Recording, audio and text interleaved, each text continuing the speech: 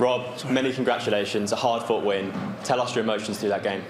Yeah, it was, you know, first set, come out, give it the beans, and thought to myself, here we go, nice little 3-0. Let's get it. Let's sort of tuck into him, really, you know. But yeah, as the game developed, he was resistant. I didn't really play the way I wanted to play.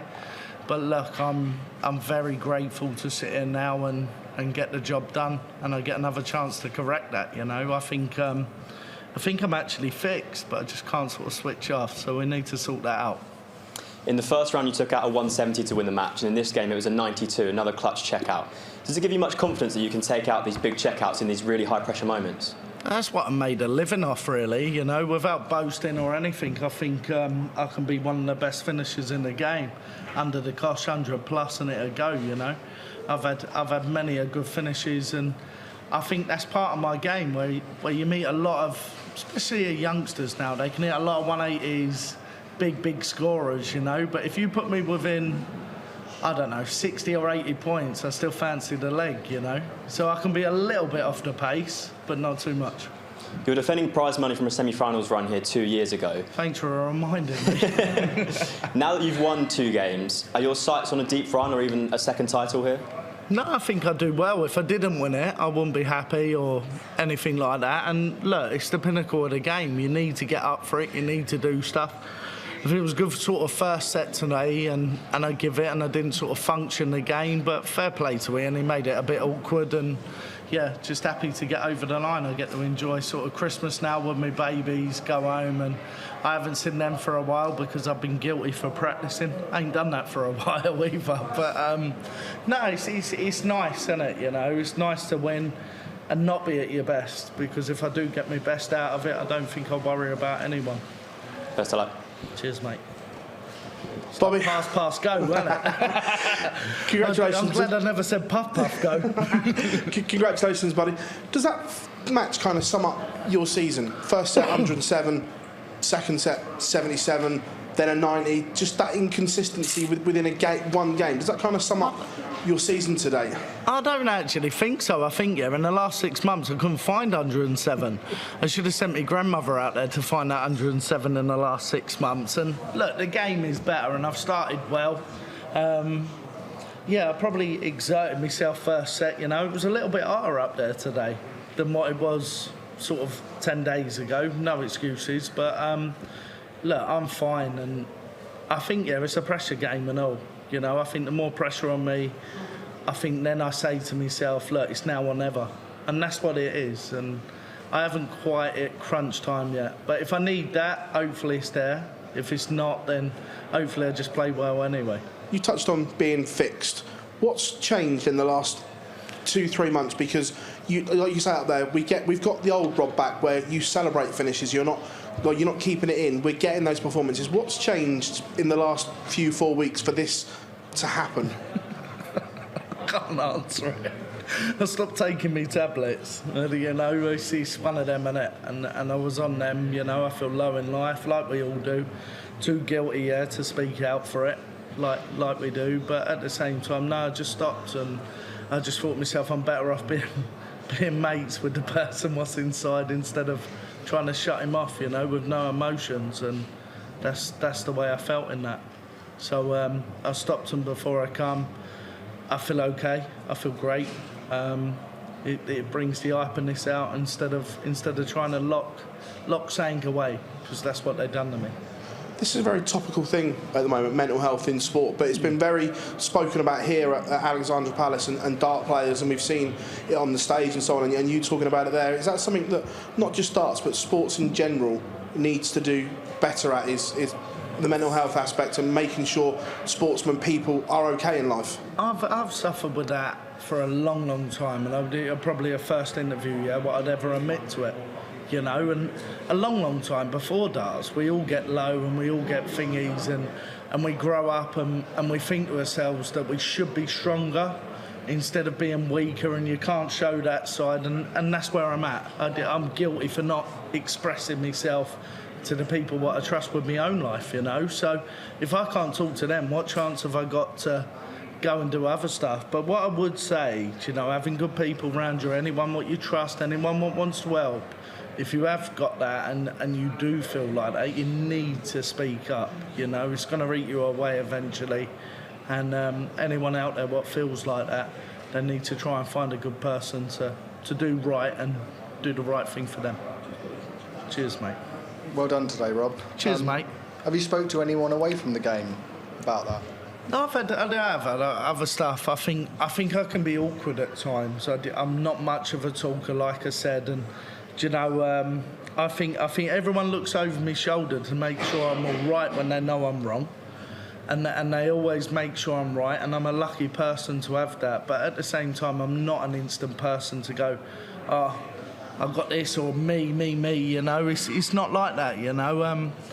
I tell you where I am lucky in life. I've got 4 beautiful kids, and if I didn't have them, maybe a little bit different with certain stuff.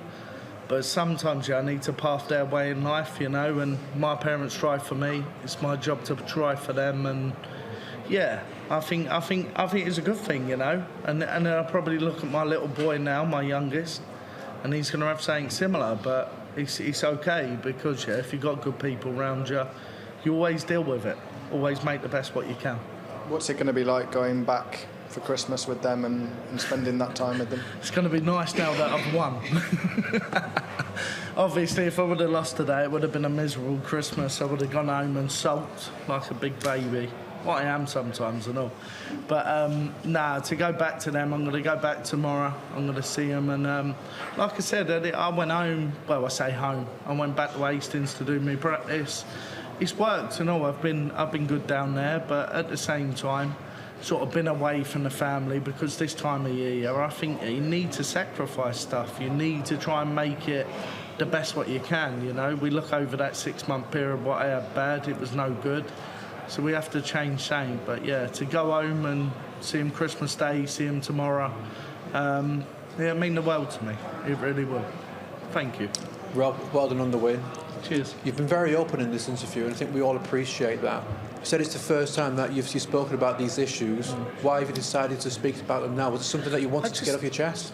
I think at the minute I feel a little bit more in control. So maybe if I feel in control, it's probably helped me just to say, and I only want to skim it anyway. I don't want to go into major stuff, you know. But that's where I'm at the minute. But just to speak up, you know, we all watch people, we all sort of have people in our life, and it's important, yeah, that they're okay and stuff, you know. We're all human beings, we all want to be treated well, don't we?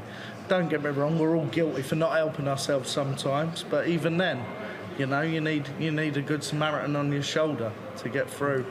For me to talk, you know, I'm happy to skim it and other stuff, and I'm just so lucky, yeah, that I've got all them great people around me. I think it puts it in perspective, you know, and skimming this one and all, like with Rabbi not being well, you know, I think that's focused me a little bit more and stuff, and look, he's doing all fine now, he's all great, but I think, yeah, sometimes, I would say this, I went and done an exhibition in Germany, and I know I'm going to take your time up now like I'm going to tell a story. And I've been okay. I think I've been okay for the last sort of 3 weeks, really. I've skipped stuff, I've done stuff, I've tried to sort my life out. And I went to a place in Germany with Phil, the German caller, and we went to a children's hospital.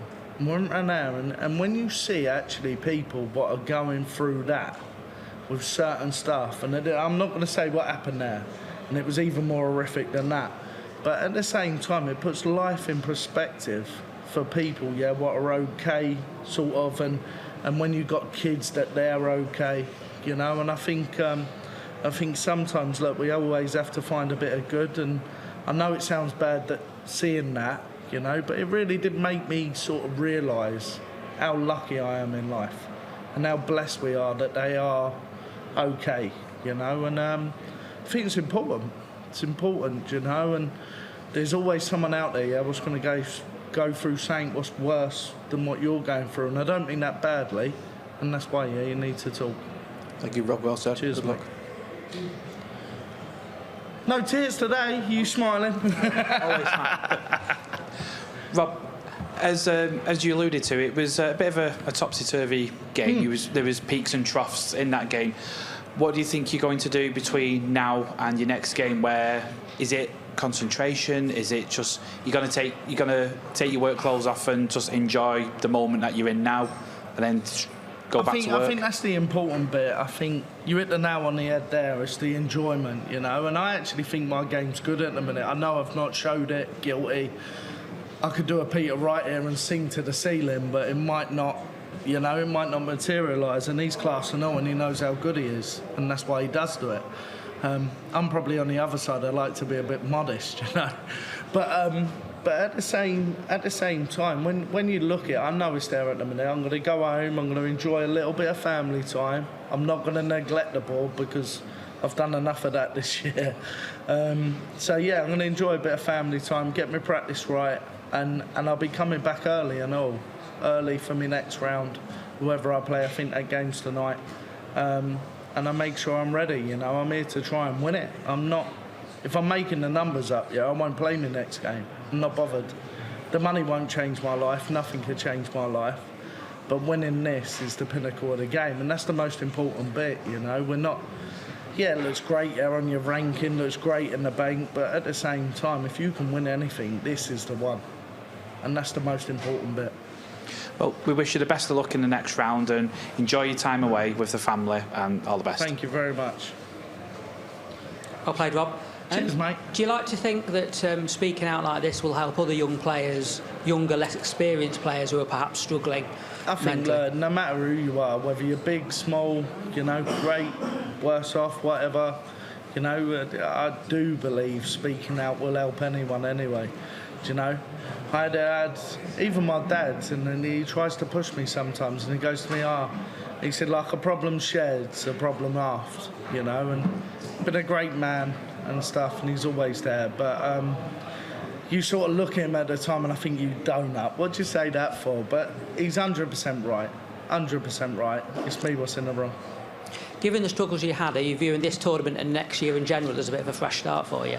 Yeah, I think you've got to wipe the slate clean sometimes, you know. It's not good, just to carry baggage in life, you know. You've got to let go sometimes, and whether it's been bad, whether it's been good, you just got to go up there, do a job, and try and do it to the best of your capabilities. But probably the biggest thing for me, when I enjoy it, when I like that buzz, you know, you hit that shot under the scrutiny and you think to yourself, I've done that well.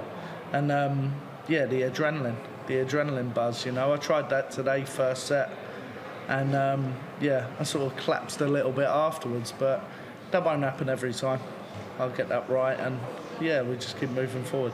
Normally at this time of year, players like yourself have been asked about the Premier League and stuff like that. Is that in your thoughts at all? No, I say I'm not bothered, not to snub it, you know. It's the greatest show what we have in the calendar to a certain degree, you know. This is the pinnacle of the game, and the Premier League's the greatest show, you know.